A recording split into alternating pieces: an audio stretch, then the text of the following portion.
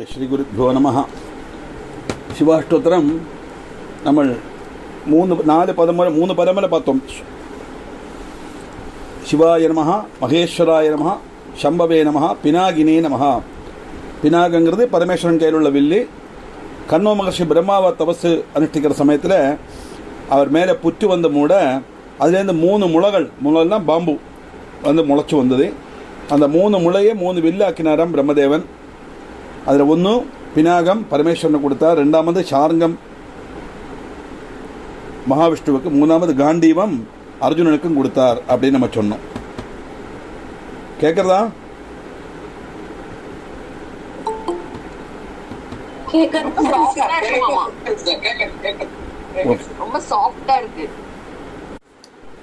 அஞ்சாமத்த பதம் சசிசேகரஹா. சசினா சந்திரன். சசிசேகரன் சந்திரனை தலையில சூடியிருக்கப்பட்டவன் அர்த்தம்.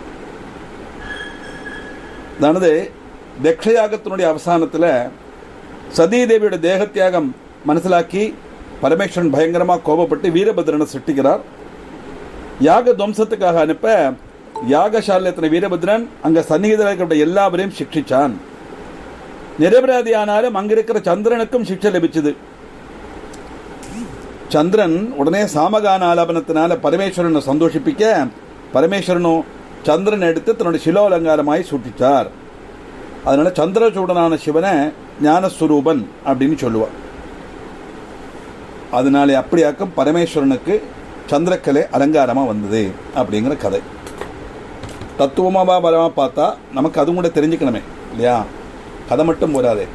சந்திரன்னு சொன்னால் சந்திரமா மனசோ ஜாத்தகான்னு வேதம். சந்திரன் எங்கெல்லாம் வருதோ அதெல்லாம் நம்ம இப்போ ஆகாசத்தில் பார்க்குற சந்திரன் கிடையாது, அது ஒரு கோளம். சந்திரன் சொன்னால் நம்முடைய மனசுன்னு அர்த்தம். சூரியன் சொன்னால் நம்முடைய ஆத்மான்னு அர்த்தம். சூரிய ஆத்மா ஜெகதஸ்துஷ வேதம் எல்லாத்துக்கும் பிரமாணம் இருக்கு. அந்த ரீதியில் மனுஷனுடைய மனசாக்கும் சந்திரன் சொன்னால் பக்தருடைய மனசுக்கு பகவான் கொடுத்துக்கிற இடம் எங்கே? அவருடைய தலையில. தலைக்கு மேலே தூக்கி வச்சுன்னு ஆடுறான்னு சொல்லுவா இல்லையா? அது மாதிரி நமக்கு அவருடைய தலையில அலங்கார வஸ்துவா வச்சுருக்காரான் பக்தனுடைய மனசை. அந்த அளவுக்கு பக்தன்கிட்ட கருணை காட்டக்கூடியவர் பகவான், பக்த வல்சலன் அர்த்தம். அப்படிப்பட்ட சந்திரனை சிரசில தூடினதுனால அவருக்கு சசிசேகரஹா அப்படின்னு பேர். வாமதேவஹா. வாமதேவன்னா சுந்தரமான தேவன், அழகு ஸ்வரூபம். வாமங்கிற படத்துக்கு சுந்தரன் அர்த்தம் உண்டு. வந்திக்கிறதுக்கு யோகியன், எல்லாராலும் வழிபடக்கூடியவன் அர்த்தம் உண்டு. வந்தனீயனான தேவன்கிறதுனாலே வாமதேவன், அழகான தேவன்கிறதுனாலே வாமதேவன். விரூபாட்சா, அசாதாரணமான நேத்திரங்கள் உள்ளவன். பரமேஸ்வரனுக்கு 3 நேத்திரங்கள் உண்டு. வலதுகண் சூரியன், இடதுகண் சந்திரன், நெற்றிக்கண் அக்னி. வலதுகண் சூரியன், இடதுகண் சந்திரன், நெற்றிக்கண் அக்னி. அப்படி சூரிய சந்திராக்னி மாற கண்களாக கொண்டவர் பகவான். அதனாலதான் அவருக்கு திருக்கண்ணன் அப்படின்னு பேர். அசாதாரணமான கண்ணுகள் உள்ளவன் சொன்னா எங்கும் நிறைஞ்சிருக்கப்பட்ட கண்களோடு கூடிய, எங்கும் அவருடைய பார்வை எத்தும்னா பகவான் இல்லாத ஒரு இடம் கிடையாதுன்னு தாற்பயம். வாமதேவோ விரூபாட்சா கபர்தி.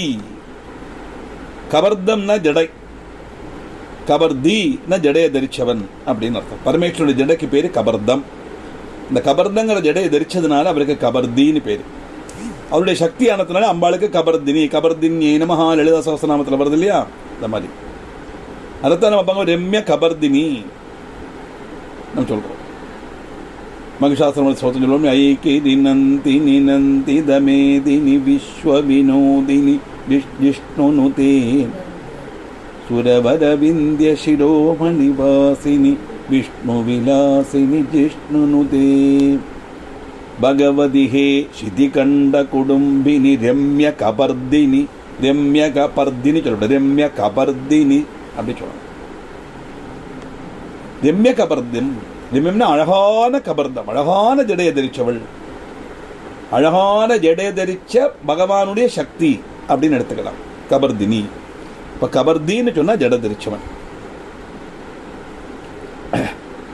கம்ங்கிறது ஜலம், பரானா ஒழுக்கு, தானா சுத்திகரணம். எப்படி இந்த கபர்தத்துக்கே ஜடைன்னு மட்டுமல்ல, அதுக்கு வியாக்கியானம் கொடுக்கும்போது அன்வயம் கொடுக்கறது எப்படி பாருங்க. கம்னு சொன்னால் ஜலம், பரா ஆனால் ஒழுக்கு, தான்னு சொன்னால் சுத்திகரணம். இது மூணும் சேர்ந்து தான் கபர்தம். ஒழுகப்பட்ட ஜலத்தை கங்கையை சுத்திகரிச்சவன்கிற அர்த்தம். ஏன்னா பகீரதன் ரொம்ப சிரமப்பட்டு தேவலோகத்திலேருந்து கங்கையை கொண்டு வரார். அப்போ சொல்கிறார், இந்த கங்கையை கொண்டு வர்றது சரி, இந்த பூமியில் விழுந்தா பூமி தாங்காதே, இது யாரு தாங்கிப்பா அப்படின்னு கேட்கும்போது பரமேஸ்வரனை பிரார்த்தனை பண்ணுறார். அப்போ இந்த கங்கை நினைக்கிறதே, ஓஹோ பரமேஸ்வரன் தாங்க போகிறார், அவர் மண்டை இப்போ பிளந்துடுத்தான் அடுத்த வேலை அப்படின்னு ஆக்ரோஷமாக ஒழுகி வருது. பகவான் என்ன பண்ணார்னா, தலையில் தாங்கி பூமியில் விடணும் தான் அவருடைய தாற்பயம். ஆனால் என்னுடைய அகங்காரத்தை நடத்துறதுக்காக தன் ஜடேக்குள்ளே அடக்கி வச்சுடுறார் கங்கையை.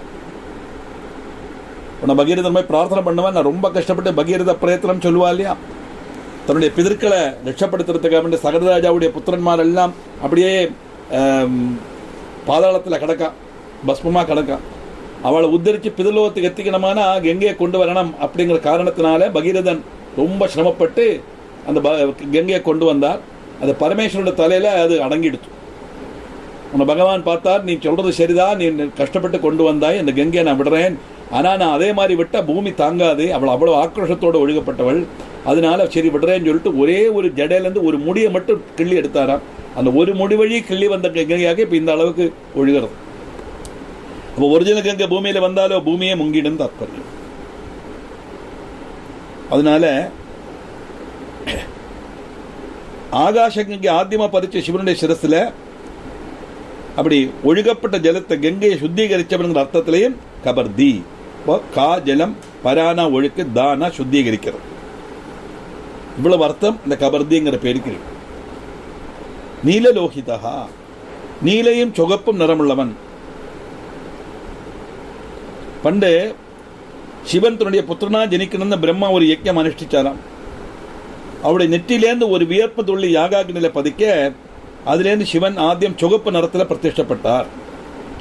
அதுக்கப்புறம் நீல நிறமாக மாறினார். அதனாலதான் இந்த பதம் நீலலோகிதா அப்படின்னு அவருக்கு பதம் வந்தது. பரமசிவன் நீலலோகிதங்கிற பேர் அவதரிச்சதா சிவபுராணத்தில் கதை இருக்கு. இன்னொன்னும் சிவனுடைய கண்டத்துக்கு நீல நிறம், மேல்பாகம் சிவப்பு. இந்த கண்டத்தில் எப்படி நீல நிறம் வந்ததுன்னா, காலகூட விஷத்தை பானம் பண்ணினவொன்னா பார்வதியை போய் பிடிக்கிறா இல்லையா, அப்போ அந்த நிறம், இந்த விஷம் அப்படியே உறைஞ்சி நீல நிறமாக மாறிடுத்தான்.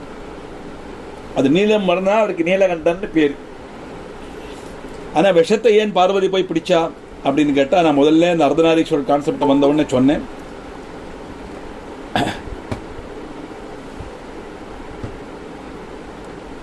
காலகுட விஷம் உலகத்தையே பஸ்பமாக்கப்பட்டது. பாராளி மதன சமயத்தில் அது முதல்ல வருது. அது என்ன செய்யணும்னு தெரியல, எல்லாரும் பயந்து ஓடுறா. கத்தி காலிச்சின்னு வரதாம், அது ஆளி கத்திட்டு வருது அந்த விஷம். பகவான் நேர போன கையில் எடுத்து அப்படியே சும்மா வாயில போட்டுட்டார். அதை முழுங்கினா என்ன ஆகும், இந்த விஷம் ஆளிக்கத்தப்பட்ட அந்த ஜுவாலையோடு கூட இந்த விஷம் வெளியில வந்தா இந்த லோகம் அழியுங்கிற காரணத்தினால லோகத்தை ரட்சிக்கிறதுக்கு தான் எடுத்து பகவான் அப்படியே பானம் பண்ணினார். ஆனால் முழுங்கினாலோ இது மாதிரி கோடிக்கணக்கான அண்டஜராஜரங்கள் பகவானுடைய உதரத்தில் இருக்கு. ஒரு சோலார் சிஸ்டம் அல்ல, there are so many solar systems, uncountable. நமக்கு எவ்வளவு ஒன்று சொல்ல முடியாது. கோடிக்கணக்கான அண்டஜராச்சரங்கள் உண்டு. அதெல்லாம் பகவானுடைய உதரத்தில் இருக்கு. இந்த விஷம் உள்ள போனால் அம்பட்டுமே நசிச்சிடும். வெளியில் லோகம் நசிக்கப்படாது, பகவானுடைய உதரத்தில் இருக்கிற மற்ற லோகங்கள் நசிக்கப்படாதுங்கிற காரணத்தினால்தான் பார்வதி கழுத்தில் போய் பிடிச்சாங்கிறதாக யதார்த்த காரணம். அது இல்லாமல் பரமேஸ்வரன் சிவம் விஷம் பானம் பண்ணதுனால விஷம் போனால் பரமேஸ்வரன் ஏதோ ஆகுங்கிற நம்பிக்கை ஒரு அர்த்தத்தில் அல்ல. பரமேஸ்வரனுக்கு ஏதாவது ஆச்சுன்னு நம்மளை யாரும் காப்பாற்றுவா? லோகேஸ்வரன் ஆச்சு, அவருக்கு என்ன ஆகிறது? அது பிரம்மம் அல்லவா, அழியா பொருள் அல்லவா அது. அதனால பரோபகாரமாச்சனாலம் வா பரமோபகாரகமிதம் துவேகம் பசூனாம் பதே சிவானந்தரில் படித்தோம் நம்ம.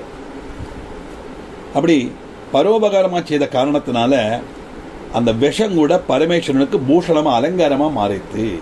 அதனால நீலலோகிதன், நீலகண்டன் அப்படின்னு அர்த்தம். மூணாமത്തെ ஸ்லோகம். சங்கர சூலபாணிச்ச கட்வாங்கி விஷ்ணுவல்லப சிவிஷ்டோம்பிகாநாத ஸ்ரீகண்டோ பக்தவல்சலஹ. சங்கர சூலபாணிச்ச, சங்கரः ஷம் கரேதி இது சங்கரः, ஷம் கரோதி இது சங்கரः. மங்களத்தை செய்யப்பட்டவன் அர்த்தம். ஷம்னா மங்களம்.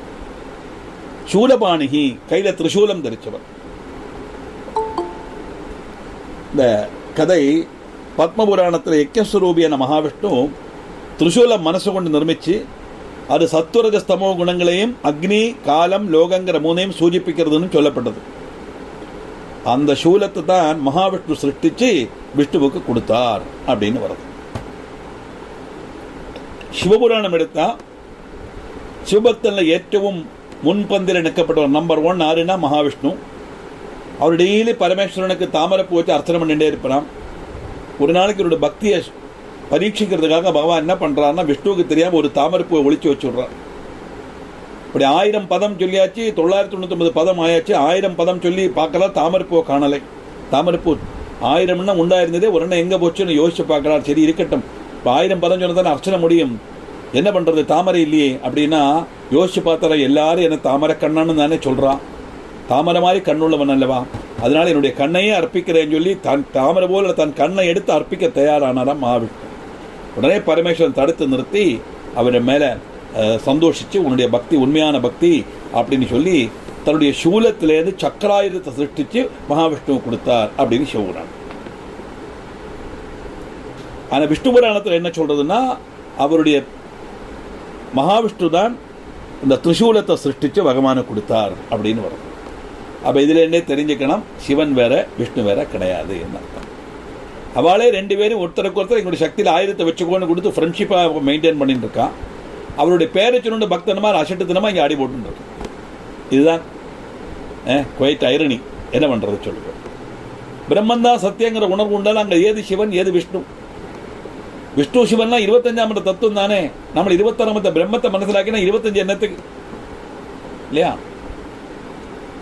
அதனால இதெல்லாம் நமக்கு தெரியறதுக்காக வேண்டி சொல்லப்பட்டதா. இந்த வீடு கட்டும்போது அவள் கை எத்தனை வரைக்கும் சரி, அதுக்கு மேலே வந்தால் அந்த முளையெல்லாம் வச்சு சாரம் கட்டி அது மேலே நின்றுனான் பூசுவன், பெயிண்ட் அடிப்பன், எல்லாம் செய்வன் இல்லையா. அந்த முளையை வச்சு கம்பை வச்சு கட்டினதுனால தான் மேலே அவனுக்கு பெயிண்ட் அடிக்க முடிஞ்சுது. அதுக்காக நான் ரொம்ப கஷ்டப்பட்டு இந்த முளையை கட்டினதுனால பெயிண்ட் அடிக்க முடிஞ்சு. அந்த முளையை எடுத்து கலையாமல் இருக்கோமா, காரியம் முடிஞ்சால் அதை நம்மளே அழிச்சு கலைஞ்சிடும். அப்போ தான் வீடு நமக்கு தெரியும். அதே மாதிரி அந்த பிரம்மத்தை மனசிலாக்கிறதுக்காக நமக்கு சங்கல்பிச்சு தந்த ரூபங்கள் தான் சிவன், விஷ்ணு, பிரம்மா, கணபதி, முருகன், ஐயப்பன், அம்மா என்னெல்லாம் உண்டோ எல்லாமே எல்லா தேவர்களும். அந்த பிரம்மன் சத்தியங்கள் உணர்வு வந்து அங்கே ஏது சிவனும் ஏது விஷ்ணு ரெண்டுமே கிடையாது. அப்படி இருக்கும்போது எதுக்காக இந்த ஒரு டக் ஆஃப் வார்ங்கிறது தெரியல பாருங்க. பத்மபுராணத்தில் யக்ஞஸ்வரூபியான மகாவிஷ்ணு திரிசூலத்தை மனசு கொண்டு நிர்மிச்சு சத்துரஜஸ்தமோ குணங்களுடைய பிரதீகமாயிட்டும் அக்னி, காலம், லோகம்ங்கிற மூணையும் சூச்சிப்பிக்கிற மாதிரி பரமேஸ்வரனுக்கு கொடுத்தார் அப்படின்னு வருது. அப்படி விஷ்ணுவிட்டேருந்து கிடைச்ச அந்த சூலத்தை கையில் தரிச்சதுனால அவருக்கு சூலபாணிகி அப்படின்னு பேர். சங்கர சூலபாணிச்ச கட்வாங்கி, கட்வாங்கிற ஆயுதம் தரிச்சவன். பரமேஸ்வரன் பிரம்மாவோட தலை கிள்ளி எடுத்தார், அந்த கதை எல்லாருக்கும் தெரியும். அந்த பாபசாந்திக்காக ஒரு கையில் கபாலவும் இன்னொன்றில் கட்வாங்கவும் தரிச்சார் அப்படின்னு மகாபாரதத்தில் இருக்கிறது. சிவனுக்கு 10 கைகள் உண்டு. வலது பாகத்த கைகளில் அபயமுதிரை, வரமுதிரை, சக்திவேல், திரிசூலம், கட்வாங்கம் இந்த 5 அன்னமும். இடது பாகத்த கைகளில் நாகம், அக்ஷமாலை, டமரு, நீலத்தாமரை, மாதளம்பழம் என்பவையும் தரிச்சிருக்கிறதாக காளிகா புராணத்தில் பிரஸ்தாபிச்சிருக்கு. ருத்ரப்பிரியா அது ஒரு புராணம் மட்டும். ஏன் இவ்வளவு புராணம் தான், ஒவ்வொன்றிலும் ஒவ்வொரு விஷயங்களை சொல்லியிருக்குன்னு தாற்பயம். கட்வாங்கம்னா வீதி கூடின வாழ், விஸ்தீர்ண வாழ்னு அர்த்தம் உண்டு கட்வாங்கம். அந்த கட்வாங்கிற வாழை தரிச்சதுனால அவரு கட்வாங்கி, சூலபாணி அப்படின்னு எல்லாம் பேர் வருது. விஷ்ணு வல்லபாயை நமஹா. விஷ்ணுவிட்ட பிரியமுள்ளவர் தேவன். விஷ்ணுவும் சிவனும் ஒரே சக்தி ஆனாலும் மூர்த்தி வித்தியாசத்தால் 2 ரூபம் தரிச்சதாக சங்கல்பிக்கப்படுறது. அவ அந்யோன்யம் பிரியப்பட்ட வாழா இருக்கவும் ஆராதிக்கவும் செய்யறா. வல்லபன் இஷ்டன் அதான் அர்த்தம். ராமேஸ்வரத்தில் மகாவிஷ்ணு பரமேஸ்வரனை பூஜை பண்றார். இங்க திருவனந்தபுரத்தில் பத்மநாபர் என்ன பண்றார், வலது கையில அழகா சிவனை வச்சுருக்கார், சிவனை பூஜை பண்றார். இதே திருவட்டாறுல போனா திரும்பியாக்கும் படுத்துட்டு இருப்பார். பரமேஸ்வரன் பாதத்தில் பூஜை பண்றார் மகாவிஷ்ணு. ரெண்டுமே உங்களுக்கு இங்கே கேரளா ட்ரிவாண்டத்தில் பார்க்கலாம். ஒன்றும் தெற்கு தலை வச்சு வடக்கு கால் நீட்டி படுத்துட்டு இருக்கார். படுத்துட்டு இருக்கும்போது கையால் சிவலிங்கத்தை, கை பக்கம் சிவலிங்கம் தலையங்கிட்ட போய் பார்த்தா தெரியும். பத்மநாப படத்தை பாருங்க, தலையங்கிட்ட பார்த்தா கையால் சிவலிங்கத்தை பூஜை பண்ணிட்டு இருக்கார் பகவான். பத்மநாபபுரத்தில் போனால் திருவட்டாரில் போனால் பகவான் உல்டாவாகவும் படுத்துருப்பார். வடக்கு தலை ஆதிகேசவ பெருமாள், வடக்கு தலை தெற்க பார்த்து கால் இருக்கும் அவருக்கு. அப்போ அங்கேயும் சிவன் அந்த இடத்துல தான் இருக்கார். சிவனுக்கு இடத்துக்கு மாற்றம் கிடையாது. அங்க அவர் சிவனை பூஜிக்கிறார், இங்க பாதத்தை சிவன் பூஜிக்கிறார், சிவலிங்கம் பூஜிக்கிறது. அதனால விஷ்ணுவுக்கு பிரியமுள்ளவன் சிவன் போது விஷ்ணு பக்தனான வாழ்க்கை ஏன் சிவன் பிரியனாக முடியாது?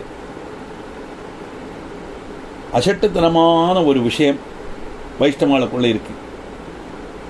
சிபி விஷ்டஹா, சிபினா பசு, பசுக்கள்ல யஜ்ஞ ரூபத்தில் ஸ்திதி செய்யப்பட்டவன். சிபினா ரஷ்மின்னு அர்த்தம் உண்டு. ரஷ்மிகளில் பிரவேசிக்கப்பட்டவன், ஜலத்தில் பிரவேசிக்கப்பட்டவன், இப்படி எல்லாம் அர்த்தம் உண்டு. பகவான் யஜ்ஞ பசுக்களை ஸ்திதி செய்யறதாக ஸ்ருதி. சூரிய ரஷ்மியில விஷ்ணுவனுடைய ரூபத்திலையும் சிவன் ஸ்திதி செய்கிறார். அஷ்டமூர்த்தி ஆனதுனால பகவானும் ஜலத்திலையும் சந்நிகிதன் அப்படின்னு தாற்பயம்.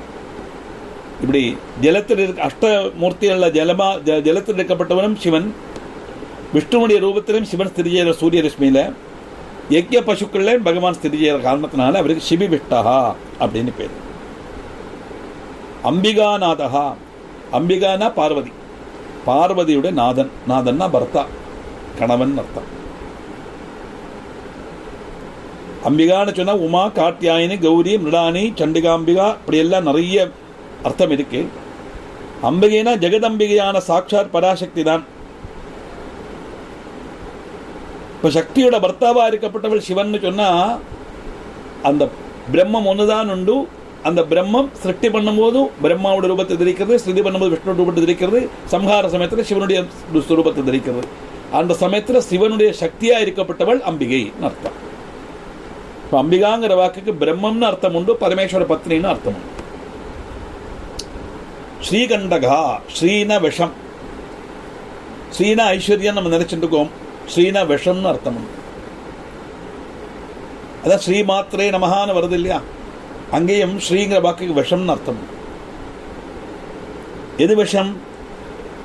பிரம்மந்தான் சத்தியங்கிற உணர்வு இல்லாம இந்த உலகம்தான் சத்தியங்கிற உணர்வு இருக்கே, அதுதான் அந்தகாரம், அதுதான் நம்ம விஷம். நம்முடைய லௌகிகத்தில் நம்மளை ஆக்கி நம்மளை பிரம்மத்தை மனசிலாக்க முடியாம பண்றோம். இங்கே கண்டத்தில் விஷத்தோடு கூடினவன் நம்ம நேரத்தை பார்த்தோம். பாலாழி மதன சமயத்தில் அந்த காலகூட விஷத்தை பானம் பண்ணினார் இல்லையா, அதனால அவருக்கு ஸ்ரீகண்டன், நீலகண்டன், சிறிகண்டன், ஸ்ரீகண்டன் எல்லாம் இந்த பதத்தை தான் குறிக்கும்.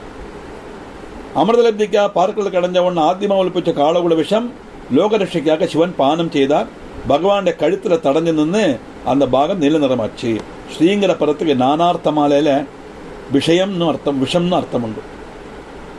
ஒரே பதத்துக்கு பல அர்த்தங்கள் வரலாம், ஒரு அர்த்தமுள்ள பல பதங்களும் உண்டு சம்ஸ்கிருதத்தில். ஸ்ரீங்கிற பதத்துக்கு சோபைன்னு அர்த்தம் உண்டு. சப்ததாராவலியில ஸ்ரீங்கிற பதத்துக்கு சோபைன்னு கொடுத்துருக்கா அர்த்தம். சோபிக்கப்பட்ட கண்டத்தோடு கூடினவன்கிற அர்த்தத்திலே நம்ம எடுத்துக்கலாம் ஸ்ரீகண்டன் அப்படின்னு. பக்தவல்சலஹா, பக்தன்மாரில் வால்சத்தோடு கூடினவன். பரமேஸ்வரன் க்ஷிப்ர பிரசாதியும் க்ஷிப்ர கோபியுமாக்கும். ஆனால் பக்தன்மார்ட்ட எப்போதும் வாத்சல்யம் உள்ளவராய். பரமேஸ்வரனை நம்ம நினைச்சுப்போம் சம்ஹாரமூர்த்தி, கோபப்பட்டவன் ருத்ரன், நமஸ்தே ருத்ரமன் உதோ தேச வேணமகான்னு சொல்றதே அந்த ரௌத்ரம் பகவானே உன்னுடைய கோபத்துக்கு நமஸ்காரம் தானே முதல்ல சொல்றோம். அதனால ரொம்ப க்ஷிப்ர கோபி ரௌத்ரன் அப்படின்னு நினைச்சுட்டு இருக்கோம். ஆனால் சிவானந்தர்களை படித்தா தெரியும், இதை மாதிரி எழுப்பமான ஒரு தெய்வம் கிடையாது ஆராதிக்கிறதுக்கு. அந்த அளவுக்கு பக்த வல்சலன். அப்பா இல்லையா, மாதாஜ பரதே பிதாதேவோ மகேஸ்வரகா இல்லையா. நமக்கு எல்லாம் அப்படித்தானே, என்ன காரியம் வந்தாலும் அப்பா தானே, அப்பா வரட்டும் வாங்கி தருவார் தானே சொல்கிறோம். மாமா வரட்டும், சித்தி வரட்டும், பாட்டி வரட்டும், யாருமே சொல்கிறதில்ல. அப்பாட்ட போய் கேளு வாங்கி தருவார் அப்படின்னு. நம்முடைய தேவைகளை பூர்த்தி பண்ணப்பட்டது அப்பாங்கிறதே நம்ம குழந்தையிலேருந்தே நமக்கு சொல்லித்தர ஆற்றுல. அந்த அப்பா இந்த ஜென்மத்தில் உள்ள அப்பா. ஆனால் எல்லாருக்கும் ஒரு அப்பா இந்த ஜென்மத்தில் எந்த எடுத்தாலும் ஒரு அப்பா உண்டு, அதுதான் பரமேஸ்வரன் அர்த்தம். அதனால அவர் க்ஷிப்ர பிரசாதியாக்கும். கோபம் இருக்கிறது தான் குணம் இருக்குன்னு சொல்லுவா இல்லையா. எப்போ கோபம் வரும் அவருக்கு? துஷ்ட சக்திகள் பார்க்கும்போது தான் கோபம் வரும். ஏன் நம்மளை மாதிரி பக்தர்களை பார்க்கும்போது வாத்சல்யம் தான் வரும். பகவானுக்கு எப்படி கோபம் வரும்? ஏன் பக்தரை பார்த்தா பகவானுக்கு கோபம் வரப்படாதே? வராதே. பகவானுக்கு கோபமே கிடையாது, அது வேறு விஷயம். ஆனால் துஷ்ட சக்திகளுக்கு கோபப்படுற மாதிரி தோணும் அவளுக்கு, அவ்வளவுதான். அதனால வாத்சல்யத்தோடு கூடினவன் க்ஷிப்ரபிரசாதி, க்ஷிப்ரகோபியான க்ஷிப்ரபிரசாதி. பக்தாகிரகண்யனான பாணனுக்கு வேண்டி பகவான் ஸ்ரீகிருஷ்ணன் கிட்ட போல யுத்தம் செய்தார். பாணாசுருடைய ஆஸ்தானத்தில் இன்னைக்கும் காவலாய் பகவான் ஸ்திதி செய்கிறார் அப்படின்னு தாற்பயம். இப்படி தன்னுடைய பக்தனை காப்பாற்றுறதுக்காக அவரே காவல் நிற்கிறார்ங்கிற மாதிரி வருது பாணாசுரனுடைய கதை. பவஷர்வஸ்திரிலோகேஷ ஸ்திதிகண்ட சிவா பிரியா உக்ர கபாலி காமாரி ரந்தகாசுரசூதனா. பவஹா ஜனிக்கப்பட்டவன். பகவான் ஓரோ காரியத்துக்கு வேண்டி ஓரோ ரூபத்தில் அவதரிக்கிறார் தாத்பரியம்.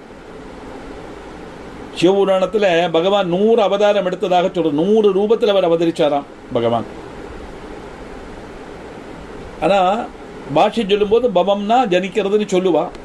ஆனா இங்க ஜனிக்கிறது நம்மள மாதிரி சாதாரண ஜனனம் அல்ல. அவரெல்லாம் அவளுகெல்லாம் அயோனிஜகளாக்கும். சாதாரண ஜனனமான என்ன? ஜனனமான மரணம், ஜனிச்சா மறிக்கலாம் உண்டாகும். அவதாரத்துக்கும் உண்டு. அவதாரமானவனா அப்பிரத்யட்சமாயிடும். பிரத்யக்ஷம் அப்பிரத்யக்ஷம். பவஹா ஓரோ காரியத்துக்காக ஓரோ நாம ரூபத்தில் ஓரோ ரூபத்தில் அவதரிக்கப்பட்டவர் பகவான். ஷர்வஹா பிரளய காலத்தில் அத்தனையும் தன் சரீரத்துக்குள்ள தன் வயத்துக்குள்ள ஆக்கிக் கொள்ளப்பட்டவர். எல்லாமே நசிப்பிக்கப்பட்டவர்னு அர்த்தம் அல்ல. ஸ்ருணாதி அந்தியகாலே சர்வமிதி சர்வஹா அப்படின்னு சம்ஹாரருத்ரனோடு கல்பாந்தத்தில் எல்லாம் நசிப்பிக்கிறார். அதுதான் அதுக்கு அன்வயம் கொடுத்துருக்கான். ஸ்ருணாதி அந்தியகாலே சர்வமிதி சர்வஹா. சம்ஹார காலம், கல்பாந்த காலத்தில் அத்தனையும், அதாவது கொடுத்ததை திருப்பி எடுக்கிறார். சம்ஹரிக்கிறதுனா கொல்லறதுன்னு அர்த்தம் கிடையாது. இந்த சரீரத்துக்குள்ள ஜீவனை வச்சு இந்த பூமியில் அனுப்பிச்சவர் பகவான். அந்த சரீரத்தில் இந்த ஜீவன் எடுக்கப்பட்டது பகவான். அதை ஒன்றே இன்னொரு சரீரத்தில் வைப்பார், முக்தி கிடத்தா தனக்குள்ளே ஆக்கிப்பார். அது அந்த ஜீவனுடைய கர்மபலம் அனுசரிச்சு இருக்கு. அதனால பக்தர்மாருடைய சர்வ பாகங்களையும் இல்லாமாக்கி மங்களம் பிரதானம் செய்யப்பட்ட மங்கள ஸ்வரூபன் அப்படிங்கிற அர்த்தத்திலையும் இந்த சர்வஹா அப்படிங்கிற அர்த்தம் இருக்கு. திரிலோகேஷகா 3 லோகங்களுக்கும் அதிபதி பகவான். சொர்க்கம், பூமி, பாதாளம் 3 லோகங்கள் அதிபதி பரமேஸ்வரன் தான் தாற்பயம். சிதிகண்டகா நீல நிலமுள்ள கண்டத்தோடு கூடினவன். நம்ம 14ஆம் பதம் பார்த்தோம் இல்லையா? ஸ்ரீகண்டகா, அதுதான் இங்கே சிதிகண்டகான்னு வரும்.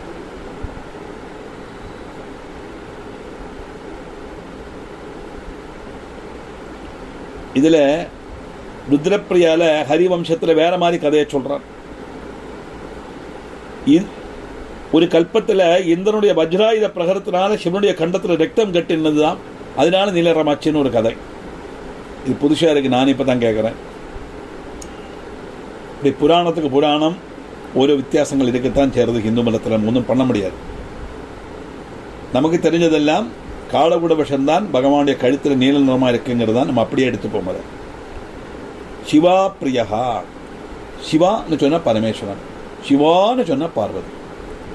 அதனால தான் மந்திரத்தை மந்திரமாக சொல்லணும். கீதி ஸ்ரீகிரி சிறக்கம்பி பாடப்படாது சொல்லப்பட்ட காரணம். ராகமாக பாடினா அந்த ராகத்துக்கு அந்த சுரஸ்தானம் தாளம் இதுக்குத்தான் பிராதானியம் கொடுப்பான். அப்படி வரும்போது சாகித்யத்தை கொஞ்சம் அவா இஷ்டப்படி மாற்றும். அப்படி அர்த்தம் என்ன ஆகும்? சிவான்னு சொன்னால் பரமேஸ்வரன், சிவான்னு சொன்னால் பார்வதி ஆகிடும் இல்லையா? அப்போ ஜெண்டரே மாறிடுறதாங்க. அதனால சிவான்னு சொன்னால் பார்வதி, பார்வதிக்கு பிரியமுள்ளவன் சிவா பிரியாய நமஹா, பார்வதியுடைய பிரியவல்லபன் அப்படின்னு அர்த்தம்.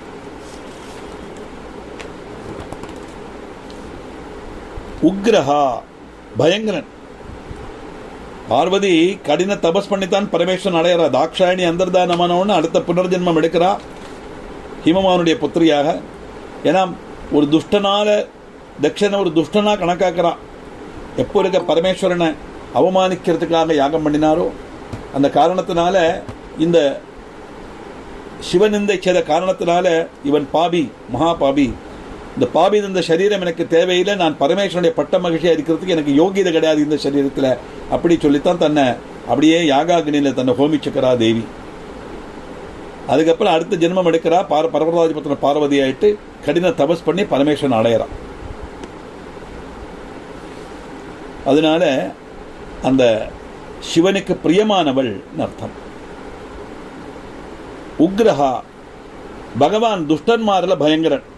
நமோ உக்ராஜ பீமாஜான வரத ஸ்லோகத்தில் உக்ரன்மாரில் உக்ரன், பீமன்மாரில் பீமன். அப்படின்னா எல்லாத்துக்கும் அதீதமாக இருக்கக்கூடியது அந்த பிரம்மம்னு அர்த்தம்.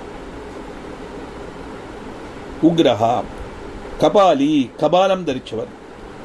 பிரம்மவுடைய 5ஆமத்து சிரச நுள்ளி எடுத்து அவருடைய பாபசாந்திக்காக அதை கபாலத்தமாய் வச்சு பிக்ஷை யாச்சித்து நடக்கிறார் அப்படின்னு பிரசித்தம். என்னதான் இருந்தாலும் பிரம்மஹத்திய தோஷம் தானே, ஒரு தலையை கிள்ளி எடுக்கிறார் அல்லவா, அதுக்கு பாபசாந்திக்காகத்தான் பகவான் அதே தலையோட்டில் பிக்ஷை யாச்சிக்கிறார்னு புராணத்தில் சொல்றார்.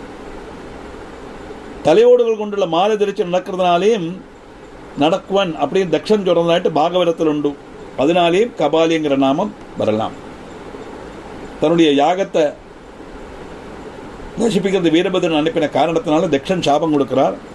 தலையோடுகள் எல்லாம் மாலையா தரிச்சுண்டு அம்படி பேரே மதம் பண்ணதுனால தலையோடுகள் எல்லாம் மாலையா தரிச்சுண்டு நடக்கிற மாதிரி ஒரு நிலைமை வரட்டும் அப்படின்னு சபிப்பறாம். அன்னைக்கு பகவானுக்கே சாபம் கொடுக்குற அளவுக்கு இருந்த ராஜாக்கன்மாரெல்லாம். சிதாபஸ்ம கிருதாஸ்நானஹா பிரேத சங்கஸ்தி பூஷணஹா, சுடலில் சாரித்திர குளிச்சு பிரேதங்களோட முண்டமாலை தரிச்சு மனுஷருடைய அஸ்திமாலை ஆபரணம் அணிஞ்சு இப்படியெல்லாம் பகவான் இருக்க கடவுன்னு தக்ஷன் சபிச்சிருக்கார். அப்படி அர்த்த பிரகாஷினிங்கிற வியாக்கியானத்தில் சொல்றது அனுசரிச்சு கபாலி, கபாலம் கையில் உள்ளவன் அப்படின்னு அர்த்தம்.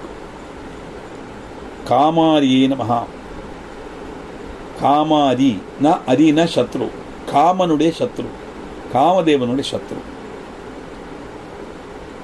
எப்படி காமதேவனுக்கு சத்ருவானார்? நம்ம தேட்சையாக நமக்கு தெரியும், சதிதேவி தேக தியாகம் பண்றா. அப்படி சக்தி போனவன்னு சிவன் என்ன ஆகும்? கடின தபஸில் போயிட்டுறார். ஏன்னா சிவனால் ஒன்றும் பண்ண முடியாது, சக்தி இல்லைன்னா சிவனால் அடங்கக்கூட முடியாது. சிவசக்தியாயுக்தோ எதிபபரி சக்த பிரபவிதம் நச்சே தேவம் தேவோ நகலு குஷல ஸ்பந்திதும் அப்படி. நான் ஸ்பந்தனமே கிடையாது, அணங்கவே முடியாது, அப்படியே உட்கார்ந்துருவார் அந்த இடத்துல. இருந்தாலும் அப்படியே தபஸ் பண்ண ஆரம்பிச்சு விட்றார். ஆனா தாக்ஷாயணியும் தக்ஷபுத்திரனா ஜனிச்சு இந்த அவமானத்தை தாங்க முடியாம இந்த துஷ்டனால தன்னோட சரீரம் பகவானுடைய பட்ட மகிழ்ச்சியா இருக்க யோகியதை இல்லைங்கிற காரணத்தினால இந்த சரீரத்தை நான் தியாகம் பண்றேன் அப்படி யாகாக்னியில விடுறா. விழுந்து அடுத்தது ஹிமோல் புத்திரியாக ஜனிக்கிறா. சிவனையே பர்த்தாவா அடையணும் அப்படின்னு அந்த தபஸ் பண்ணிட்டு இருக்கலாம். சிவனுக்கு பார்வதியில் ஜனிக்கப்பட்ட புத்திரன் மாத்திரம்தான் தன்னை வதிக்கப்படும்னு வரம் வாங்கிட்டான் தாரகாசுரன். ஏன்னா சிவன் தவசில் இருக்கார், தாக்ஷாயணி அந்தர்தானம் ஆயாச்சு. இனி இந்த அடுத்த ஜென்மம் எடுத்து பார்வதி வாங்குறதெல்லாம் தாரகாசுரனுக்கு தெரியாது. ஆனால் சிவபுத்திரனை தவிர ஆறாலும் வதிக்கப்படப்படாதுன்னு வரம் வாங்கின காரணத்தினால அவனுடைய வட்டக்காசம் தாங்க முடியாமல் தேவன்மாரெல்லாம் பிரார்த்தனை பண்ண எல்லாரும் சொல்றா, பார்வதிக்கு இப்போ விவாக பிராயம் ஆயாச்சு. இந்த பார்வதியை சிவனும் பரிணயமானாத்தான் குமார சம்பவம் நடக்கும். குமாரனால மட்டும்தான் இந்த தாரகாசுரன் பதம். இதில் புக்கில் சூரபத்மன் போட்டிருக்கான், தாரகாசுரனாக்க நான் கேட்டுட்டுள்ளது. அப்படி சொல்ல எல்லாரும் காமதேவன்கிட்ட போய் சொல்லுவான், பரமேஸ்வரனுடைய தபஸை இழக்கணும். இழக்கினா மட்டும் போராது, உன்னுடைய புஷ்பபானத்தினால நீ உன்னுடைய சக்தியை பிரயோகம் பண்ணி கண் வந்து பார்க்கும்போது முன்னக்க பார்வதி நிற்பல், பார்வதி மேலே அவருக்கு காமம் வரணும், அவர் பார்வதியை பரிணயம் பண்ணணும். பரமேஸ்வரன் முன்னால போய் பானத்தை பிரயோகம் பண்ணினா என்னுடைய கதி என்ன ஆகும் அப்படின்னு கேட்பன் காமதேவன். நிச்சயமா தெரியும் பஸ்மமாக்கிடுவார் சொல்லு.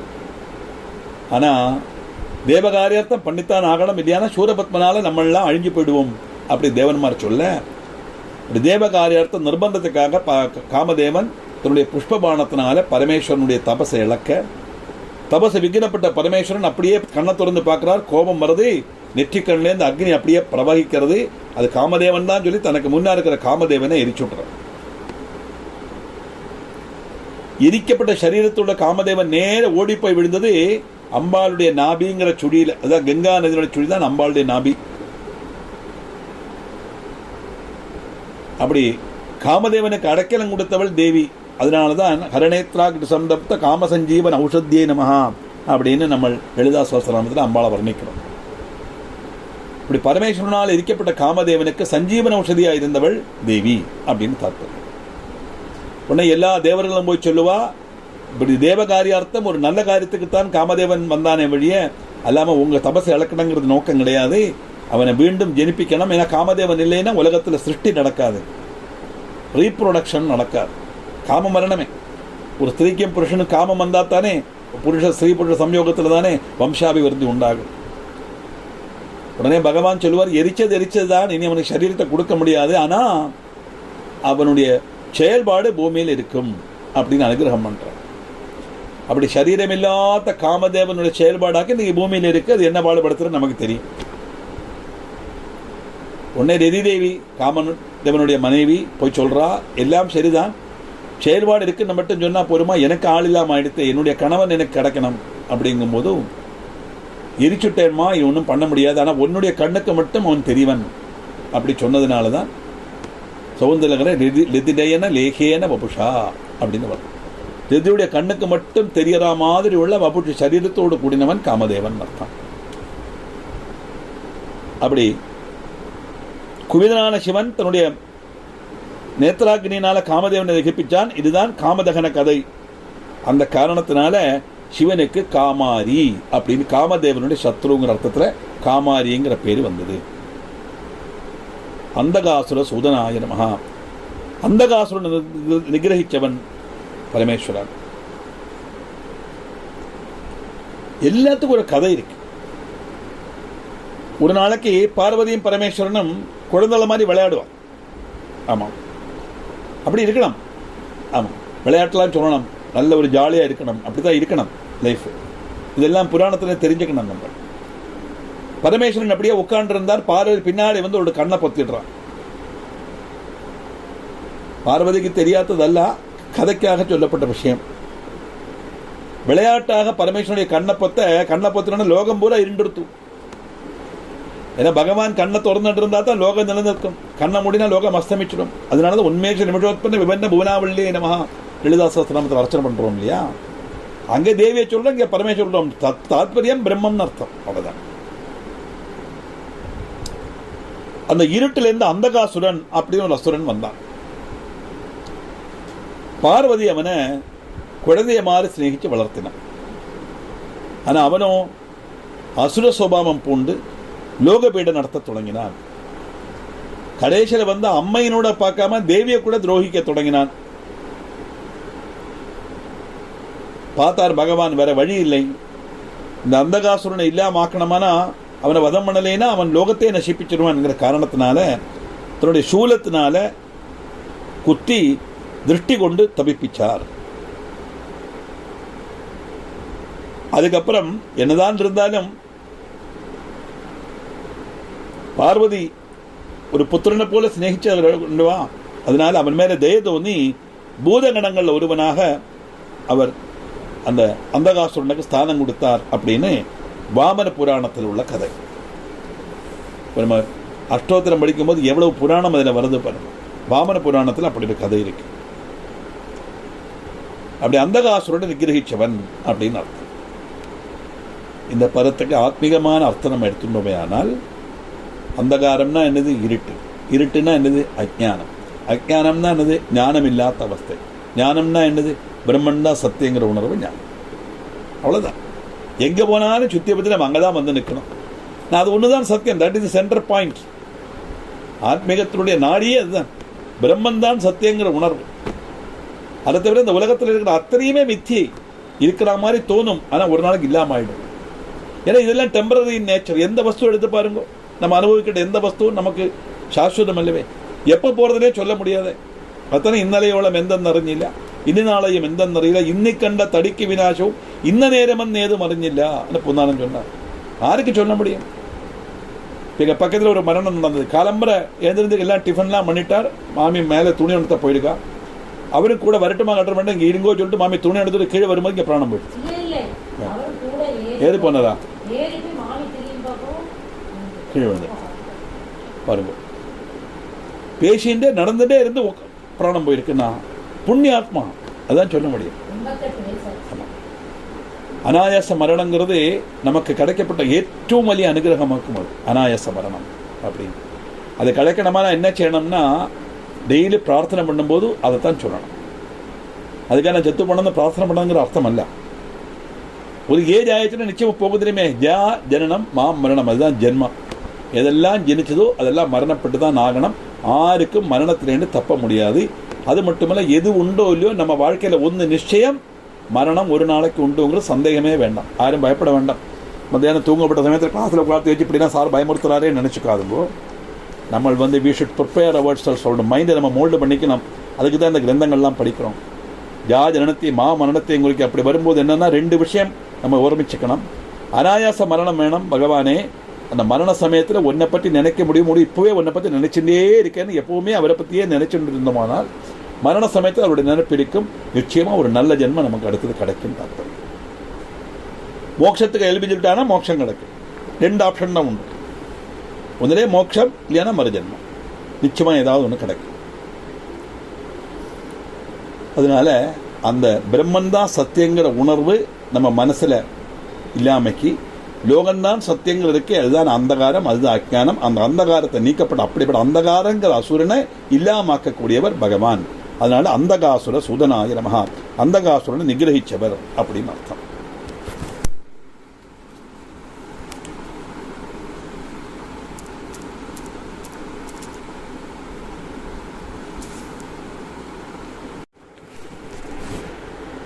நாலாமத்து ஸ்லோகம்.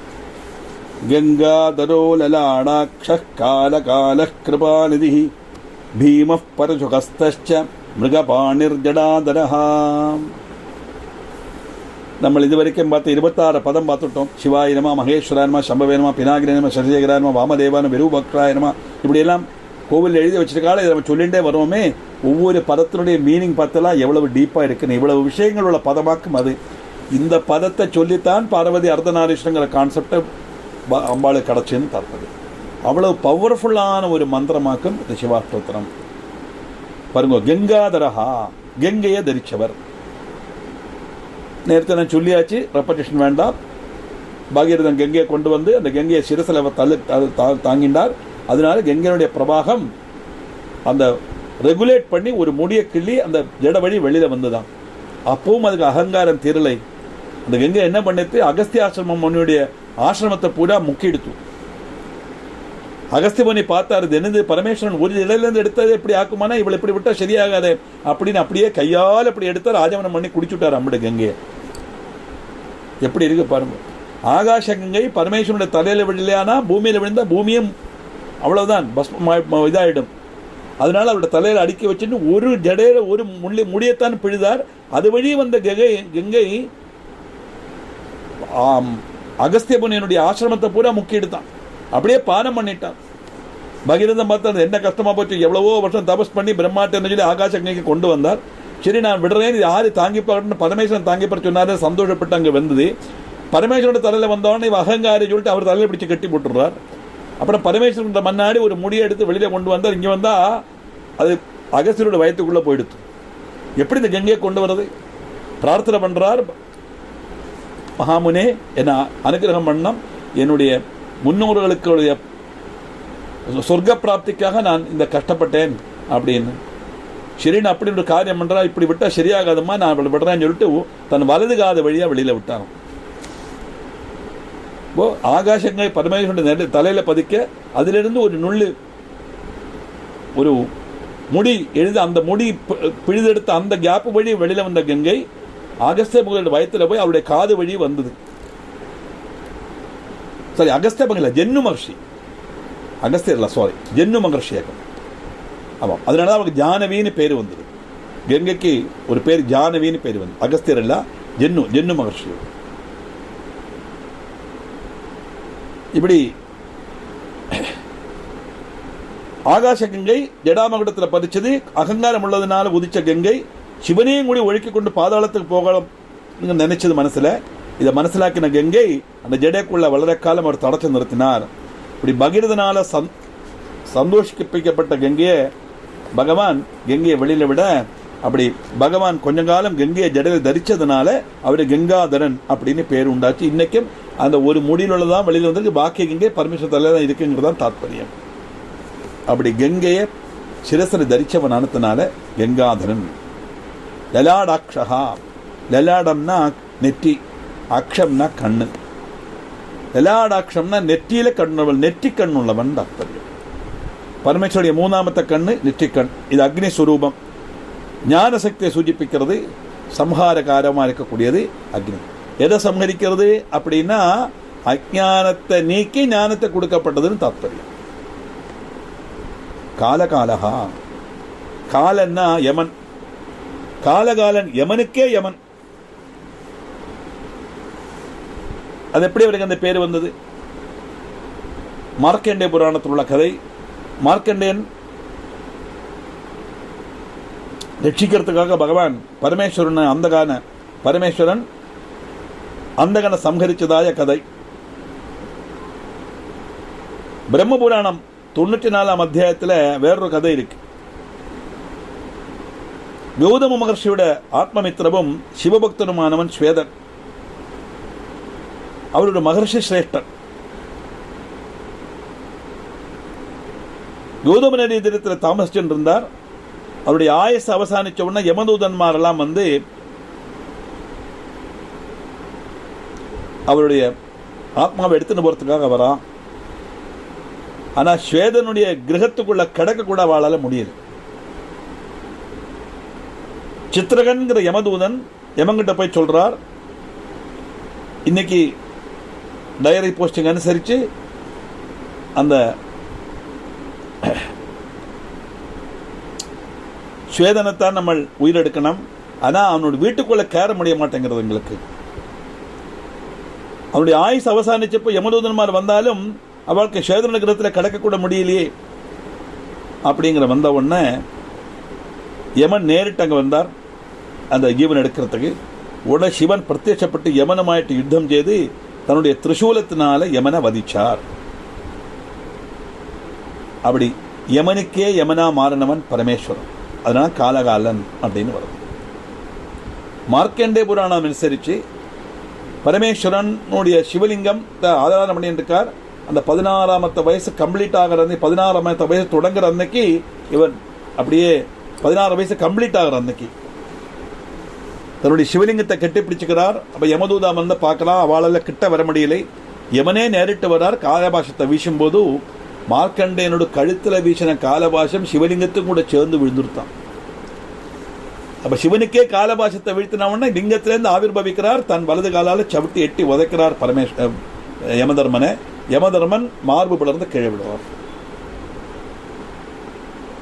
சிவானந்தில் கேட்கிறார், பரமேஸ்வரா, கடின ஹதயனான யமதர்மனுடைய காலம் நெஞ்ச வெட்டி பொழிச்சி அந்த காலுக்கு ஏதாவது ஆயிடுத்தா? எனக்கு பார்க்கணும், இந்த காலை ஒன்று காட்டு, நான் அதை பார்த்துட்டு அதை தடவி நான் அதை ஒன்று கண்ணில் வச்சு ஒத்திக்கிறேன் இந்த பாதத்தைன்னு கேட்குறாரு. 2 விதமான கதை இருக்கு. 2 கதையிலையும் யமனை வதம் பண்ணினார் பரமேஸ்வரனால காலகாலன்னு பேரு. உடனே மகர்ஷியெல்லாம் வருவா, இல்லை தேவன்மாரும் வரா, நீங்கள் தேர்தல் அவனுக்கு மறுபடி பரபரப்பு கொடுக்கணும். யமன் இல்லைன்னா யமனோட காரியத்தை ஆறு செய்வா. லோகத்தில் ஜனசங்கிய கூடிடுமே, பூமியில் நிற்கக்கூட இடமெல்லாம் ஆயிடும் இல்லையா? மரணம் உண்டானத்தானே அடுத்த ஜனனம் வந்து ஆளுகளுக்கு இருக்க முடியும் அப்படின்னு சொல்ல யமனுக்கு கௌதமி ஜலம் தெளிச்சு புனர்ஜீவிப்பிச்சார் அப்படின்னு வருது. இது பாகவதம் 4ஆம் ஸ்கந்தம் 5ஆமத்த அத்தியாயத்தில் 6ஆமத்த ஸ்லோகம். இது அர்த்த பிரகாச வியாக்கியானத்தில் ஸ்ரீதர வாரியர் உத்தரித்த கதையாக்கும் இந்த கௌதமி அர்த்தம் ஜெயிச்சதாயிட்டு வருது. இப்போ இந்த பாஷ்யம் எழுதப்பட்டவா அந்த பதத்துக்கு தகுந்த மாதிரி உள்ள விஷயங்கள் எந்தெந்த புராணத்தில் இருக்கோ அதெல்லாம் அங்கே கோட் பண்ணுறான். அப்போது சாதாரண ஆளுகள் அல்ல அதை எழுதியிருக்கா தெரியாது. எவ்வளவு புராணம் படிச்சிருந்தா அதை எழுத முடியும் இல்லையா? நம்ம ஈஸியாக எத்தனை 60 ரூபா அந்த புஸ்தகத்துக்கு 60 ரூபாய்க்கு புஸ்தகத்தை வாங்கி அதை எடுத்து 50 எடுத்து நம்ம பேஷை எடுத்துட்டுறோம். இதுதான் கேப்சூல் ஸ்டடியாக நம்ம கொடுக்குறான் நம்ம ரிஷிகள். அதனால் அந்தகனுக்கு அந்தகனானத்தினால தான் காலகாலகா நிதாந்தகாந்தி தந்தகாந்தம் அந்தகாந்த காத்மஜம் மந்தகாந்த காத்மஜம் சொல்லப்படாது, அந்தகாந்த காத்மஜம். அந்தகாந்தனுடைய ஆத்மஜன். ஆத்மஜன்னா பிள்ளை, புத்திரன். அந்தகாந்தன் பரமேஸ்வரன், பரமேஸ்வர புத்திரனான மகாகணபதி. அதுதான் அந்த கணேச பஞ்சரத்ன ஸ்தோத்திரத்தில் வருது, கணேச புஜங்கத்தில் வருது. அதான் கணேச பஞ்சரத்ன ஸ்தோத்திரத்தில் வருது. கிருபாநிதிஹி, தேவனுடைய இருப்பிடம் பாருங்க.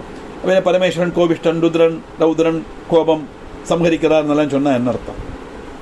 அவருடைய டியூட்டி அவர் செய்கிறார், அவ்வளவுதான். அதுக்கு என்ன பண்ண முடியும்? கிருபாநிதிஹி, தேவனுடைய இருப்பிடமா இருக்கப்பட்டவர். பீமஹா, பீமம்னா பயங்கரம், பயங்கரமான ரூபத்தோடு கூடினவர். பரமேஸ்வரனுடைய மூர்த்தி ஸ்வரூபத்துக்கு பீமன்கிற நாமம் உண்டு, சிவபுராணத்தில் இருக்கு. பீமன்கிற பதத்துக்கு பயங்கர ரூபத்தோடு கூடினவன் ஒரு அர்த்தம், இன்னொன்னு பரமாத்மான்னு ஒரு அர்த்தம். பீமன் ஏற்றவும் பெரியவன் அர்த்தம், அதுக்கு மேல ஒன்றும் கிடையாது இல்லையா? சப்த தாராவலியில பீமன்கிற பதத்துக்கு பரமாத்மான்னு அர்த்தம். பரமாத்மா ஸ்வரூபம் தானே, சிவன் தானே, பரமாத்மா தானே சிவனா வரார். அது சிவன்கிறது 25ஆம் இட தத்துவம், பரமாத்மாங்கிறது 26ஆம் இட தத்துவம், அவ்வளவுதான் வித்தியாசம். அதனால கிருபாநிதிஹி பீமஹா. பரசுஹஸ்தஹா, பரசுன்னா மழு, வெண்மழு. வெண்மழுவை கையில் தரிச்சவர். சூலம், கட்வாங்கம், சர்மம், அக்ஷமாலை, டமருகம், கபாலம், அம்பு, தனுசு, பரசு, இந்த 10 பகவானுடைய 10 கைகள் உள்ளதாയിട്ട് நேரத்தை பார்த்தோமே. இந்த கையில் 5, அந்த கையில் 5. அப்படி பரசு மழுவ ஆயுதமா தரிச்சவர் ஆனதுனால பரசுஹஸ்தகா அப்படின்னு தாத்பரியம். மிருகபாணிஹி, கையில மான தரிச்சவர். மான் சின்னம் இதுக்கு மான தரிச்சுருக்கார்.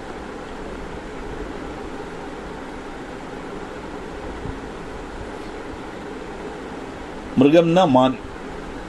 பகவான் கையில் உள்ள மான்னா என்ன அர்த்தம் அப்படின்னா, பரமேஸ்வரன் கையில் உள்ள இதை பற்றி பல இடத்துல பல மாதிரி வர்ணிச்சிருக்கா. அதில் ஒன்றாக்கி இங்கே மான் இருக்குங்கிற அர்த்தத்தில் வருது. மான்னு சொன்னால் நம்முடைய மனசுன்னு தாற்பயம், பக்தனுடைய மனசுன்னு தாற்பயம். சந்திரகலையும் பக்தனுடைய மனசுன்னு தான் தாற்பயம். ஏன் மனசு மான் மனசு நம்மள என்ன பந்தம் அப்படின்னா, அதிவேகத்தில் சஞ்சரிக்கக்கூடிய ஒரு மிருகம் மான். எல்லாராலும் வேட்டையாடப்படக்கூடிய ஒரு மிருகம் மான். மிருகங்களுக்கு ரொம்ப ருச்சியான ஒரு பதார்த்தம் மான். மனுஷ மனசும் அப்படித்தான், அதிவேகம் சஞ்சரிக்கப்பட்டது.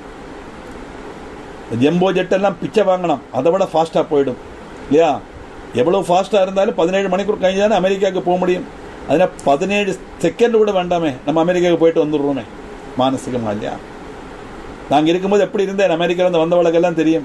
ஓ இப்போ நல்ல குளிராக இருக்குமே, இப்போ அமெரிக்காவுக்கு போயிடுவோம், மானசிகமாக போயிட்டு வந்துடுவோம். அதிவேகம் சஞ்சரிக்கக்கூடியது மனசு. அதே மாதிரி கண்ணாகட்டும், காதாகட்டும், மூக்காகட்டும், நாக்காகட்டும், பஞ்ச இந்திரியங்கள் எல்லாம் ஒவ்வொரு துஷ்ட சீலங்களையோ மனுஷனுக்கு ஊதிரம் உண்டாகிற காரியங்களோ கிரகிச்சா அதெல்லாம் பாதிக்கப்பட்டது மனசு தான். மனசு தானே பாதிக்கிறது இல்லையா?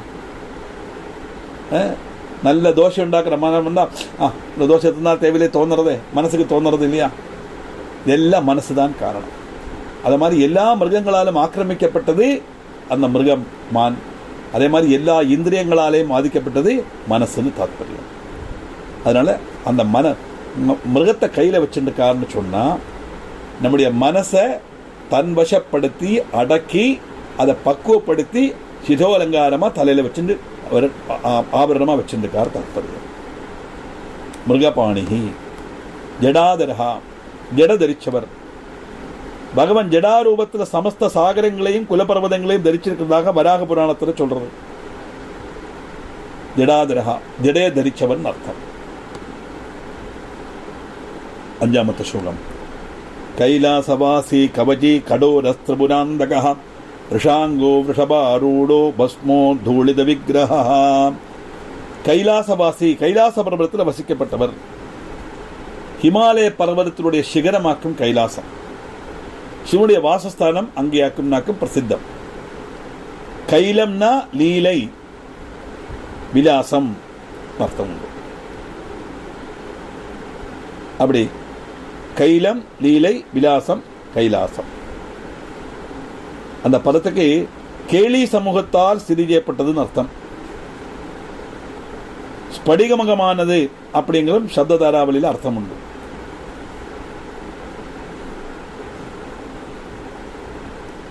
லீலா விலாசத்தினுடைய இடம் கைலாசம்.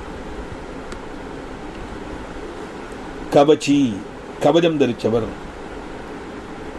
சிவனுடைய ஸ்ருதி பிரசித்தமான ஒரு நாமமாக்கும் கவஜம். கவஜம் தரிச்சிருக்கப்பட்டவர் அர்த்தம்.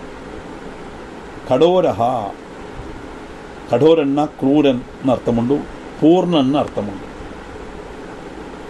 இந்த பகவானுக்கு கோபம் வராதுன்னு சொல்லிவிட்டு இப்ப குரூரன்கிற பதம் எப்படி சொல்லலாம் அப்படின்னா, சம்ஹாரமூர்த்தி ஆனத்தினால குரூரன்கிற சுபாவத்தை காட்டுறதாக அங்க சொல்லுறது. சம்ஹாரன்னா மகாபிரளய காலத்தில் அண்டச்சராஜங்கள் சமுதிரத்துக்கு அடியில் போகும்போது அந்த ஜீவஜாலங்களை சம்ரட்சிக்க வேண்டாமா? அத்தனை ஜீவஜாலங்களும் சமுதிரத்துக்கு அடியில் போயிடுமே, சமுதிரத்தில் போயிடுமே, பூமியே இருக்காது. கம்ப்ளீட்டா ஜலத்தினால எல்லா சமுத்திரங்களும் ஒரே சமயத்தில் அது ஒசந்து லோகம் முழுவன் பூமிக்கு சமுத்திரத்துக்கு அடியில் போயிடும். அப்ப அந்த பூமியில் உள்ள அத்தனை ஜீவஜாலங்களையும் தன் உதரத்தில் வச்சு சம்ரட்சிக்கக்கூடியவர் பகவான். அதனால அந்த சம்ஹார சமயத்தில் குரூர சுபாவம் காட்டுறான்னு சொன்னா எல்லாத்தையும் தனக்குள்ள வருத்துறதுக்காக அந்த பிரளயம் வருது இல்லையா, அதுதான் அங்க குரூரதை அப்படின்னு காட்டுறது. எல்லாம் திகஞ்சவனானத்தினால பூர்ணன்னு அர்த்தம். திரிபுராந்தகா, திரிபுரன்மார்ங்கிற அசுரன்மாரை வதிச்சவர். யார் இந்த திரிபுரன்மார்? வித்யுன்மாலி, தாரகாக்ஷன், கமலாக்ஷன் அப்படின்னு 3 பேர். அவ பிரம்மாவை தபஸ் பண்ணினா, ஒரு ஆளுக்கு சொர்ணம், ஒரு ஆளுக்கு வெள்ளி, ஒரு ஆளுக்கு இரும்பு, இது கொண்டு நிர்மிதமானதும் ஆகாசத்தில் சஞ்சரிக்கப்பட்டமான 3 புறங்கள் எங்களுக்கு வேணும் அப்படின்னு பிரார்த்தனை பண்ண, பிரம்மதேவன் தான் ஆறு என்ன கேட்டாலும் கொடுக்கப்பட்டவராச்சே. அது பிரம்மதேவனுடைய டெஃபிஷியன்சி கிடையாது. நானும் ஆரம்பத்தில் அப்படிதான் நினைச்சேன், என்ன கேட்டால் அதுக்கும் கொடுக்குறாரு, கொஞ்சம் கூட யோசிக்க வேண்டாமா இது என்ன பிரம்மதேவன் சொல்லி. தபஸ் பண்ணினா அந்த தேவன் பிரத்யட்சமான தபஸனுடைய பலம் அவன் அனுபவிக்கணும், கொடுத்துத்தான் ஆகணும். ஜனங்க தெய்வத்தால நோ சொல்ல முடியாது. மேலும் இதெல்லாம் புராணத்தில் வரப்பட்ட போது கதைகள் தானே, இந்த கதைகளுக்கெல்லாம் ஒரு பிளாட்டு போடணும் இல்லையா. அப்படி வித்யுன்மாலி, தாரகாட்சன், கமலாட்சங்கிற 3 பேர் பிரம்மாவை தபஸ் பண்ணி, ஒரு ஆளுக்கு சொர்ணம், வித்யுன்மாலிக்கு சொர்ணம், தாரகாட்சன் வெள்ளி, கமலாட்சனுக்கு இரும்புங்கிற 3 கோட்டைகள் சரகோட அவளுக்கு ஒரு புறம் நல்கணம் அப்படின்னு சொல்ல பிரம்மதேவன் அனுகிரகம் பண்றார். இவ ஆகாச மார்க்க சஞ்சரிப்பா, எங்க தோணுறதோ அங்க அது கீழே இறங்கிடுவா. இறங்கினா அந்த கோட்டை எங்க இருக்கோ அந்த கோட்டைக்குள்ள சலமம் மட்டும் அவளுடைய அதிகாரத்தில் போயிடும்.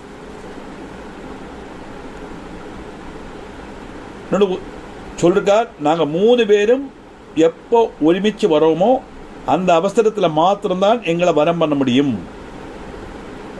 அதுவும் ஒரே ஆயுதத்தினால வரம் பண்ணணும், ஒரே சமயத்தில் வதம் பண்ணணும் அப்படிங்கிற வரமும் அவ வாங்கிட்டான்.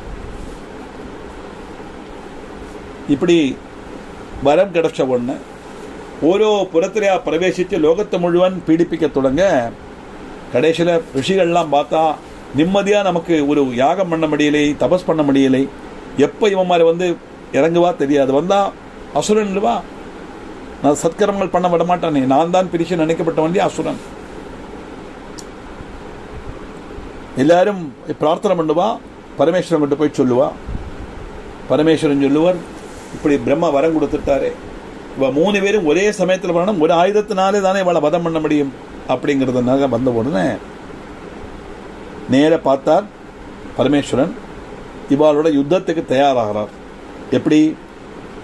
பூமியை ரதமாயிட்டும், சூரிய சந்திரன்மார சக்கரங்களாயிட்டும், மேரு பர்வதத்தை வில்லாயிட்டும், வாசுகிய கயராயிட்டும், மகாவிஷ்ணுவ பானவமாயிட்டும், பிரம்மாவ சாரதியாயிட்டும், வேதங்கள குதிரைகளாயிட்டும், சமுத்திரத்தை ஆவநாழியமாக்கி புறப்பட்டார்.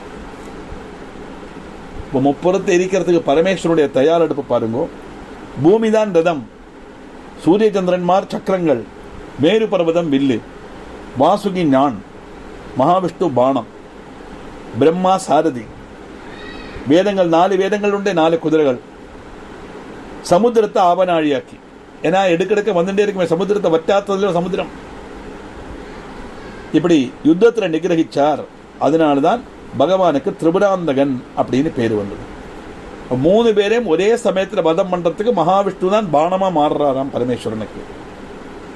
புறமெரித்த பரமன் அப்படி தமிழில் சொல்றோம் இல்லையா, அதனால திரிபுராந்தகா அப்படிங்கிற பதம். விஷாங்கஹா, காளைய கொடி அடையாளமாக்கி கொண்டவர். விஷம்னா காளைன்னு அர்த்தம் உண்டு, விஷம்னா தர்மம்னு அர்த்தம் உண்டு. தர்மம்னா என்னது? ஒரு பிட்சக்காரன் ஏதோ கொடுக்கறது தர்மம்னு நினைச்சுக்கப்படாது, அது தர்மத்தினுடைய ஒரு பாகம். தர்மங்கிற வாக்குக்கு என்ன அர்த்தம்னா, to one's duty is called dharma. எல்லாருக்கும் அவளுடைய கடமை உண்டு, அந்த கடமை அவ செய்துதான் ஆகணும். ஸ்திரீ தர்மம், புருஷ தர்மம், பர்த்த தர்மம், பாரியா தர்மம், சகோதர தர்மம், இப்படி 50 பேருக்கு உண்டு டியூட்டிஸ் அண்ட் ரெஸ்பான்சிபிலிட்டி. இதெல்லாம் வர்ணிக்கக்கூடிய இதிகாசம் ராமாயணம். அதுதான் ராமாயணம் படிக்கணும்னு சொல்றது. அந்த ரோல் மாடலா அந்த கேரக்டரை பார்த்தோம்னா தெரியும் அப்போ ஒரு ஆளுக்கு என்ன தர்மம், பத்னி தர்மம் என்னங்கிற சீரிய மாடலா வச்சு பார்க்கணும். ராஜ தர்மம், புருஷ தர்மம், சகோதர தர்மம் இதெல்லாம் தெரிஞ்சுக்கணுமான ராமனை ரோல் மாடலா வச்சுக்கணும். இதுதான் தர்மம்னு அர்த்தம். அதனால புருஷம்னா காளைன்னு அர்த்தம் உண்டு, தர்மம்னு அர்த்தம் உண்டு. காளைய கொடி அடையாளமாக்கி கொண்டவன் பரமேஸ்வரன் ஒரு அர்த்தம். இன்னொன்று தர்மத்தையே கொடி அடையாளமாக்கி கொண்டவன்னா தர்மஸ்வரூபி அர்த்தம். அப்படிப்பட்ட பரமேஸ்வரனாரு ரிஷபாரூடாய நமஹா, காளைய வாகனமாக்கி கொண்டவர். சிவனுடைய வாகனம் காளை. இதைத்தான் நந்தி, நந்திகேஸ்வரன் நம்ம சொல்றோம். சிவனே ஒரு அவதாரமாக்கும் நந்திகேஸ்வரன் சொல்றது. திருவருதனத்துக்கு வரப்பட்ட அவசரத்தில் பகவான் பாரத்தினால வேதங்களாகப்பட்ட ரிதாஸ்வங்கள் எல்லாம் நிலம்பதிச்ச உடனே மகாவிஷ்ணு ரிஷபரூபம் எடுத்து ரதம் வலிச்சு கொண்டு போனார் அப்படின்னு சிவபுராணத்தில் ஒரு கதை இருக்கு. வேதங்களால இந்த ரதத்தை அதிகம் ஓட்ட முடியலை. அப்படியே அந்த வேதங்கமான குதிரைகள் வந்து கீழே விழுந்துடுறது. உன்னை மகாவிஷ்ணு பார்க்குற நேரம் ரிஷபரூடனாக மாறு ரிஷப ரூபம் எடுக்கிறார். ரிஷப ரூபம் எடுக்க கால ரூபம் எடுத்து அந்த ரதத்தை செலுத்தி திரிபுர தகனத்துக்கு பரமேஸ்வரன் சகாயிச்சார் அப்படின்னு வருது. அதனால ரிஷபாரூடகா, காளைய வாகனமாய் கொண்டவன். பஸ்மோதுடித விக்கிரகா, பஸ்மம் பூஷண தேகத்தோடு கூடினவன். பாபங்களை நசிப்பிக்கிறதுனால தான் அதுக்கு பஸ்மம் அப்படின்னு பேர் வந்தது. பாபங்கள் எல்லாம் ஆக்கக்கூடியது பஸ்மம். பஸ்மத்தினுடைய இன்னொரு விசேஷம் என்ன, எதுக்காக நம்ம பஸ்மம் பண்ணுறோம், விபூதி தரிச்சுக்கிறோம் அப்படின்னா 2 விஷயங்கள். ஒன்று எந்த ஒரு பொருளை எரிச்சாலும், பச்சை துணியாகட்டும், சிவப்பு துணியாகட்டும், நீலக்கடலாசாகட்டும், வெள்ளக்கடலாசாகட்டும், எந்த ஒரு வஸ்து எதை எரிச்சாலும் சரி, கடைசியில் என்ன மிச்சம் வரும்? சாம்பல் தான் மிச்சம் வரும். சாம்பலுடைய நிறம் சாரம், ஆஷ். அதுக்கு பேர் ஆஷ் கலர்னு பேர் வர காரணமே ஆஷ், சாம்பல் தான். தாத்பரியம் என்ன? நானாத்வத்தில் ஏகத்துவம் அப்படின்னு தான் அதுக்கு வியாக்கியானம் கொடுத்திருக்கார். பலவிதமான ரூபங்கள்ல எல்லாம் இருந்தாலும் ஒன்னுதான் உண்டுங்கிறத காட்டுறது தான் அந்த பஸ்மம். அதுதான் பரமேஸ்வரனுடைய பிரசாதமா நம்ம எடுத்துக்கிறோம். இது ஒரு அர்த்தம். இன்னொரு அர்த்தம் என்ன அப்படின்னா, அந்த பஸ்மத்தை நெத்தியில் எட்டுக்கும் போது நினைச்சுக்கணும், இதுதான் மனுஷனுடைய கடைசி அவஸ்தை இல்லையா? ஜவஹர்லால் நேரு கமலாவை பற்றி எழுதினாட்டு சொல்லுவா, all that remains of Kamala is nothing but a handful of ashes அப்படின்னு அவர் எழுதினாட்டு அந்த வேடுங்க அப்படியே வரும். அது கடைசியில் இவள் பிராணம் போகிறது அந்த சஞ்சயனம் பண்ணுறதுக்காக அந்த சட்டியில் எடுத்து வச்சுன்னு சொன்னாராம், all that remains of Kamala is a handful of ashes அப்படின்னு. இதுதான் மனுஷனுடைய அவஸ்தை அப்படின்னு காட்டப்பட்டது தான் அந்த சாம்பல். அப்போ அது நெற்றியில் எட்டுக்கும் போதே தெரிஞ்சுக்கணும், இதுதான் எல்லாரோட அவஸ்தை, இந்த அவஸ்தை தானே வரப்போகிறது, அதுக்கு மீது எண்ணத்துக்கு இந்த வைராகியம், கோபம் இதெல்லாம் சொல்லறதெல்லாம் எழுப்பந்தான் சார். ப்ராக்டிக்கலாக முடியுமான்னு கேட்டால் முடியாது, நானே ஒத்துக்கிறேன். 100% ஐ எக்ரி. பட் நம்ம ரிஷிகள் சொல்லித்தந்தது அதுக்கு வேண்டியா பஸ்மத்தை எட்டுக்கிறது.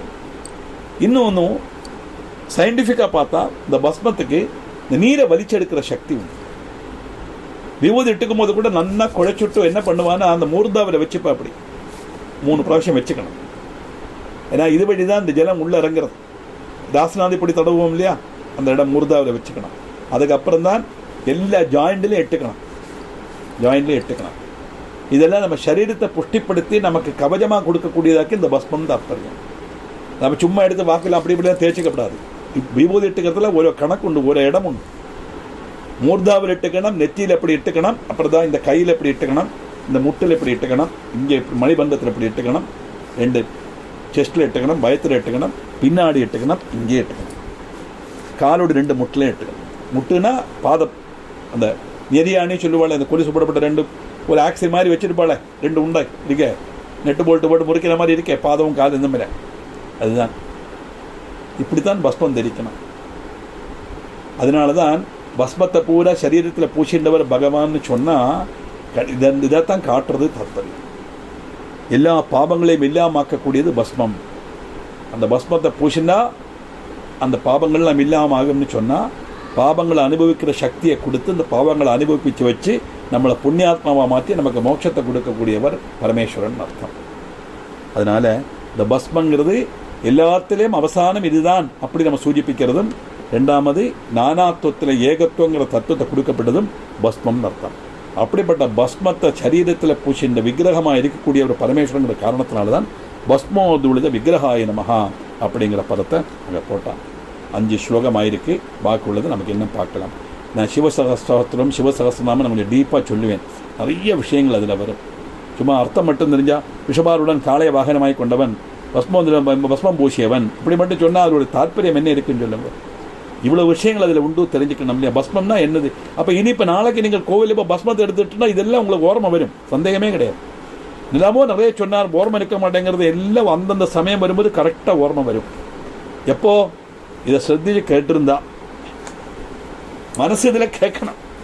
இல்லாமக்கு சாயந்தரம் 5:30 மணி ஆச்சு, இன்றைக்கி ராத்திரி என்ன வாங்க டிஃபன் அப்படின்னு நினச்சோன்னு கிளாஸில் இருந்தால் எந்த பிரயோஜனம் கிடையாது. தோசை தான் ஞாபகத்துக்கு வரும், இல்லை இடியாப்பம் தான் ஞாபகத்துக்கு வரும். இது கரெக்டாக வரணுமானா கிளாஸ் ശ്രദ്ധിச்சிருந்தால் அந்த பஸ்மங்கிறது அந்த ஓரமாக வரும். இப்படி விசேஷமான பதங்கள் நிறைய இருக்குன்னா என்னங்கிறது நமக்கு அடுத்த கிளாஸில் பார்க்கலாம்.